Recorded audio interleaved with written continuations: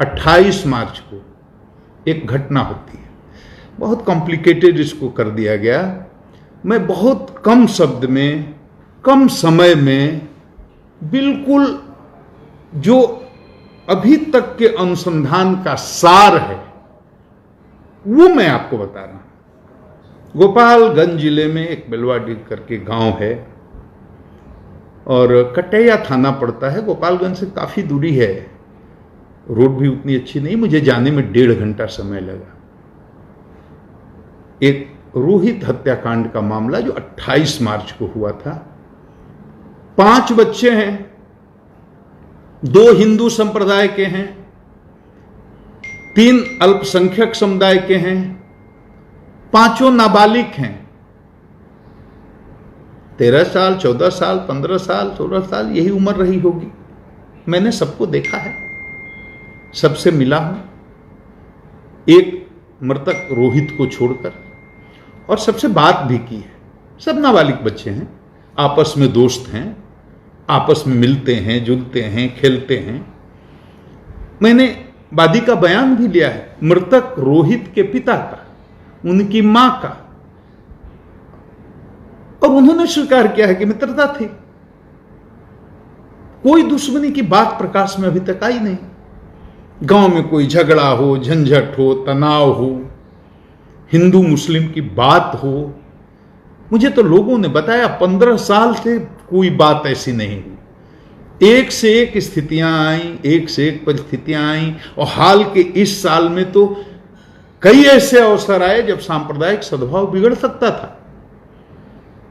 और आप सब इस बात के गवाह हैं कि देश में बहुत जगह बिगड़ा भी, लेकिन बिहार अपनी धुरी पर खड़ा रहा है। कहीं कोई सांप्रदायिक विवाद फसाद हुआ नहीं। ये 12 करोड़ बिहार की अमन चैन पसंद जनता का कमाल है। ये बिहार के डीजीपी का कमाल नहीं है, ये लोगों का कमाल है कि वो जहां थे खड़े रहे, सांप्रदायिक सद्भाव को बनाए रखा। एक से एक परिस्थितियां आई। उस गांव में बताया लोगों ने कि 15 साल उसके पहले भी कोई इतिहास नहीं है कि आपस में सांप्रदायिक तनाव हुआ हो। बड़ा गांव है। बताया गया कि 400 से अधिक लोग हिंदू हैं और मुसलमान तो दाल में नमक की तरह हैं, वहां अल्पसंख्यक के समुदाय के लोग। 15 साल का बहुत ही तेजस्वी लड़का था। मां बाप को पकौड़ी की दुकान है, गरीब हैं, 12 कट्ठे जमीन बताया हमको है, और कोई आय का साधन नहीं है, बहुत ही गरीब आदमी है। उसका 15 साल का एक बेटा, उसकी लाश निकल रही है। किसी पिता का मानसिक संतुलन ठीक रहेगा? किसी मां का ठीक रहेगा? तकलीफ होगी, पीड़ा होगी, कष्ट होगा। वो पीड़ा उसको भी है। वो कल मैंने जब बात की मां बाप से रोहित के, वो पीड़ा अभी भी झलक रही थी। बेटे की खो देने का दर्द इतना जल्दी जाता नहीं है।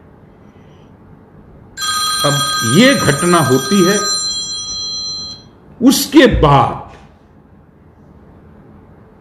हम यहां कोई जजमेंट नहीं दे रहे हैं कि लड़का रोहित खुद डूब गया या इन बच्चों ने उसकी हत्या करके उसको डुबा दिया।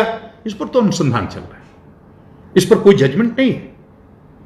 लाश निकली, मां बाप के लिए बहुत बड़ी बात है।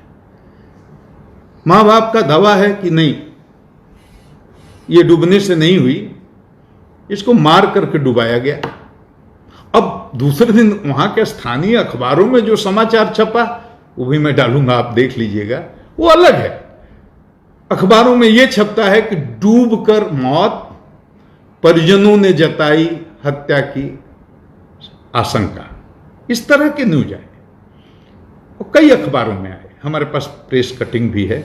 मैं टेक्निकल आदमी नहीं हूं, वो वीडियो बनाकर डालना नहीं जानता हूं। मैंने अपने एक असिस्टेंट को, सिपाही को बोला है कि उसको जो हमने बयान लिया है उसका छोटा छोटा पर्सन निकाल करके डाल दे। उसको आप देखेंगे तो पूरी तस्वीर क्लियर हो जाएगी। स्थानीय अखबार इस तरह से रिपोर्ट करते हैं, डूबकर मौत, डूबने की आशंका, परिजनों ने जताई हत्या की आशंका। अब ये बात तो हुई, तो पुलिस ने क्या किया? पुलिस की भूमिका क्या रही? पुलिस ने कोई इफ बट नहीं किया। रोहित के पिता ने जो कहा, पुलिस ने एफआईआर कर लिया। उसने कहा हत्या हुई, हत्या का मुकदमा दर्ज कर लिया। और कानूनी प्रावधान है कि अगर कोई प्राथमिकी दर्ज करने जाता है, कराने जाता है, तो आप ये नहीं बोल सकते कि तुम इसमें ऐसे लिखो या तुम में ऐसे सुधार करके लिखो तब हम प्राथमिकी दर्ज करेंगे। उसने हत्या का आरोप लगाया, जैसे लगाया वैसे थाना प्रभारी ने उसका हत्या का मुकदमा दर्ज कर लिया। और दर्ज ही नहीं कर लिया, तत्काल बिना विलंब किए हुए 5 अभियुक्तों की गिरफ्तारी हो गई। एक भागा हुआ है।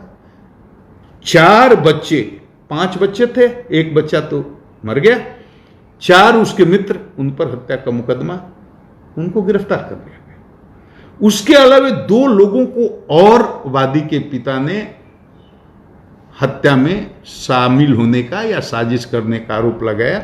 उसमें एक जो बच्चा है उसका कोई पिता है, एक और गांव का कोई आदमी है, दोनों एडल्ट है, उसमें भी एक को गिरफ्तार कर लिया। मैंने 6 में से 5 गिरफ्तार, एक कहीं भागा है। तो पुलिस ने एफआईआर गिरफ्तार कर लिया, जेल भी भेज दिया। एडल्ट तो जेल गया। अब 4 जो किशोर हैं वो कहां जाएंगे? किशोर न्याय परिषद में, क्योंकि नाबालिग है, जेल नहीं जाए। अब किशोर न्याय परिषद ने उनको जब उनको उपस्थापित किया तो उनको पेरोल पर रिहा कर दिया। अभी कोविड-19 का समय भी चल रहा है, उनको रिहा कर दिया कुछ दिनों के बाद, 4-5 दिन के बाद, मैं समय ठीक से नहीं बता रहा हूं, 1 सप्ताह के अंदर वो घर आ गए। अब जैसे घर आते हैं तो वादी को लगता है कि पुलिस ने जरूर इसमें कुछ गड़बड़ कर दिया, नहीं तो हत्या के मुकदमे में जिसको भेजा गया था वो घर कैसे आ गए। यहां से उसकी हताशा शुरू होती है क्योंकि उसने अपना बेटा खोया है, उसकी निराशा शुरू होती है, पुलिस से शिकायतें शुरू होती हैं, पुलिस अनुसंधान में जाती है, उसकी गाड़ी के सामने लौटते हैं लोग, थाना प्रभारी पर आरोप लगाए जाते हैं, पुलिस को गालियां दी जाती हैं, और तरह तरह की बातें शुरू होती हैं। कम्युनिकेशन गैप यहां से बनना शुरू होता है और वादी को लगता है कि पुलिस निश्चित रूप से इसमें सही अनुसंधान नहीं कर रही। हत्या करके कोई निकल जाए, हत्या को कोई करके बच जाए, ये हम बर्दाश्त नहीं करेंगे। हत्यारा कोई मेरा रिश्तेदार तो नहीं है, और रिश्तेदार भी होता तो हम नहीं छोड़ते। तो हम इस बिंदु पर साक्ष्य जुटा रहे हैं कि अगर हत्या है तो हत्या क्यों हुई।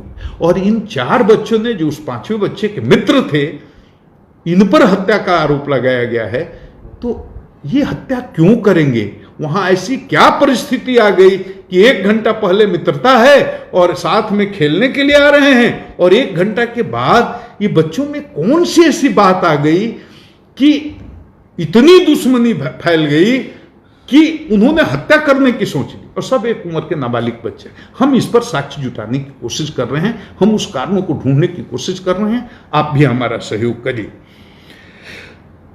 सब कुछ ठीक था, 1 महीने के बाद माहौल बदल गया। कहीं से किसी ने न्यूज चला दिया, वो पता नहीं किसी धार्मिक स्थान पर बलि की बात कह दी। उसके बाद रोहित के पिता का अलग अलग लोगों को अलग अलग तरह का बयान देने का मामला आ गया। कहीं वो बोल रहे हैं कि